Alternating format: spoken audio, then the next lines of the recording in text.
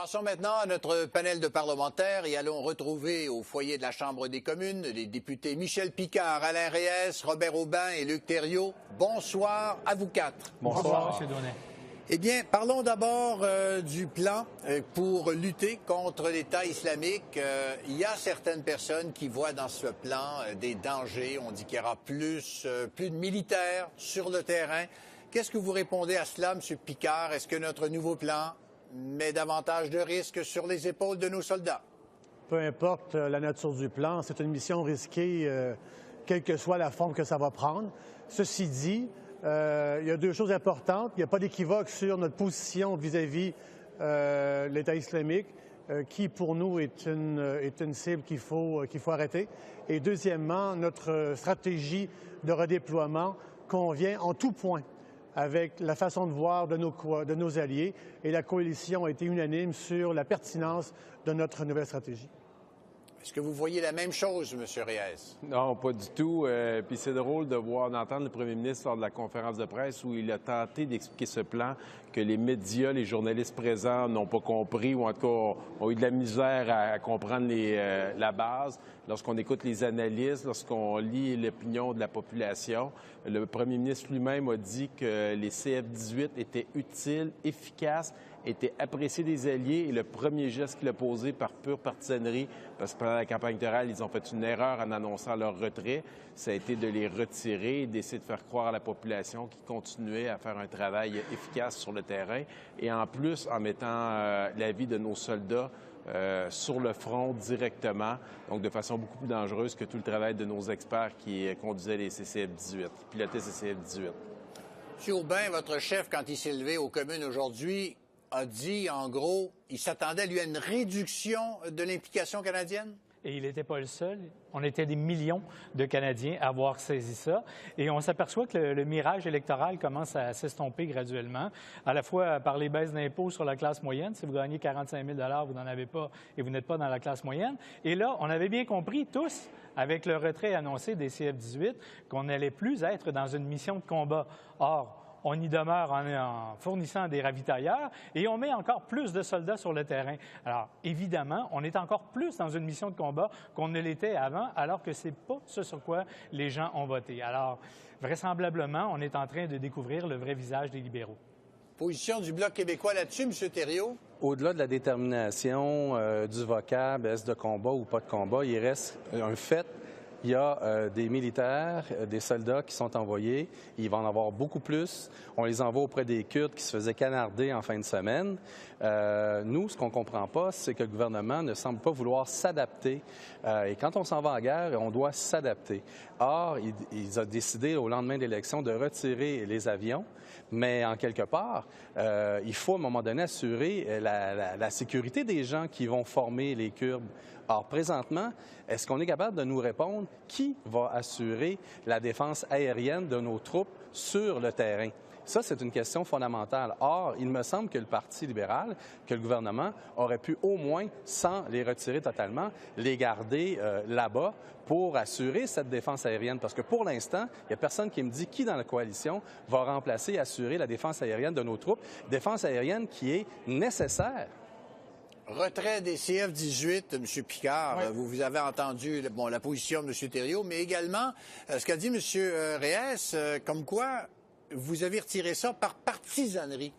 Bien alors, le problème, c'est qu'on a une opposition qui dit qu'on se retire et l'autre qui dit qu'on n'en fait pas assez, ou les deux vont dans les deux sens. Les gens, pour reprendre le propos du Bloc, les gens ont été très, très clairs lorsqu'ils ont voté pour notre gouvernement. On avait déjà annoncé le retrait des CF-18 et c'est exactement ce que nous faisons. On parle de problèmes d'adaptation. Je m'excuse, c'est exactement ce que nous faisons. Le ministre de la Défense est allé sur place. Lui-même a déjà servi. Il sait de quoi il parle.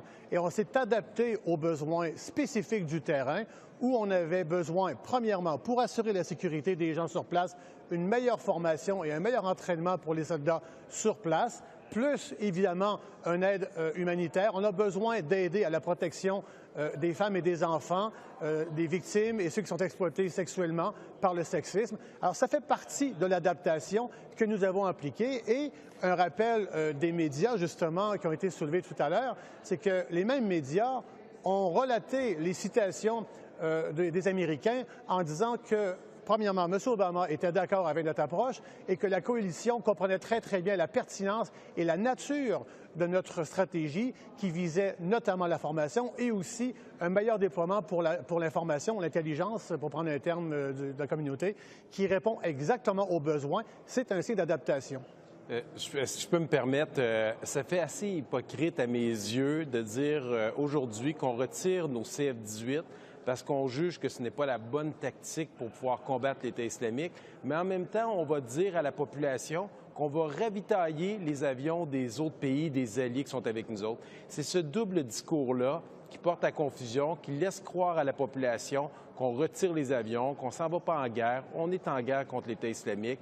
Il y a des gens qui veulent le mal d'une partie de la population. Il y a des gens qui maltraitent les enfants, qui maltraitent les femmes, qui n'ont pas la même vision que nous du monde d'aujourd'hui. Et c'est là, aujourd'hui, là, je reprendrai la citation du premier ministre, on n'est plus en 2015, on est en 2016. Aujourd'hui, il faut s'adapter puis travailler avec nos alliés dans le même sens. Évidemment, je n'endosse pas la position des conservateurs, mais elle a au moins le mérite d'être claire, ce que les libéraux n'ont pas. Alors qu'il y a plein d'autres secteurs sur lesquels on devrait agir et on agit peu ou pas.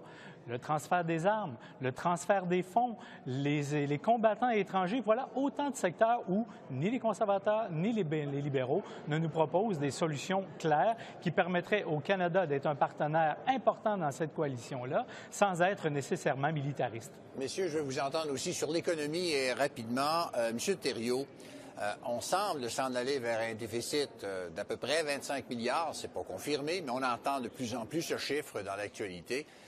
Est-ce qu'il y a un danger, selon vous, qu'on se retrouve dans un trou de 25 milliards? Le directeur parlementaire du budget indiquait que dans 20 ans, le gouvernement aurait épongé son déficit et que les provinces pourraient être en faillite parce que le gouvernement perçoit beaucoup trop par rapport aux services qu'il donne.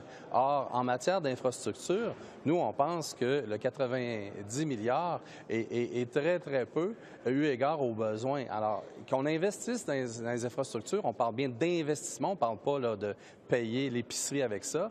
C'est, à notre avis, bien placé, d'autant plus que au niveau fédéral, l'investissement en infrastructure dépassera à peine les 5 %. Donc, les provinces, les municipalités, c'est eux qui ont le fardeau à 95 % des infrastructures. Alors, il est temps d'investir et je pense que ça peut effectivement faire travailler les gens et permettre de faire des actions positives sur l'économie. Monsieur Picard, comment vous voyez ça? Est-ce qu'effectivement, on se dirige vers un déficit de 25 milliards? Bien, vous avez peut-être des chiffres qui ne nous ont pas encore été disponibles. Là. La boule de cristal de plusieurs personnes permet de spéculer sur un certain nombre de choses. Je pense que ce qu'il faut comprendre, de la même manière que n'importe quelle entreprise aura besoin d'un coup de main pour aller en affaires lorsqu'elle va voir la banque, on ne parle pas de dépenses, on parle bien d'investissement.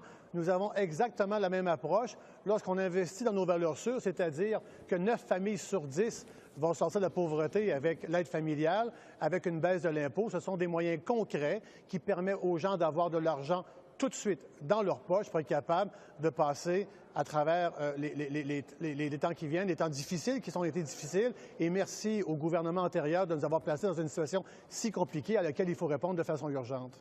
M. Reyes, votre parti vise le fait que le gouvernement est en train d'endetter les générations futures. C'est incroyable. Je me suis lancé en politique en espérant entendre des discours différents, puis c'est exactement le contraire que je perçois. Les finances, les fonctionnaires du gouvernement au niveau des finances du Canada ont sorti les budgets à la fin de ce mandat-ci en annonçant clairement qu'on finissait avec un surplus à la fin de notre gouvernement. Donc, on a un nouveau gouvernement qui a été élu légitimement, que l'on reconnaît, qui part en surplus. Et on sait déjà, malgré le déficit annoncé en campagne électorale, dont ils ont la légitimité, on pourrait le dire, de 10 milliards, on annonce déjà les analyses de la Banque nationale cette semaine. La semaine passée, ont annoncé qu'on s'enlignait sur 90 milliards d'ici 4 ans.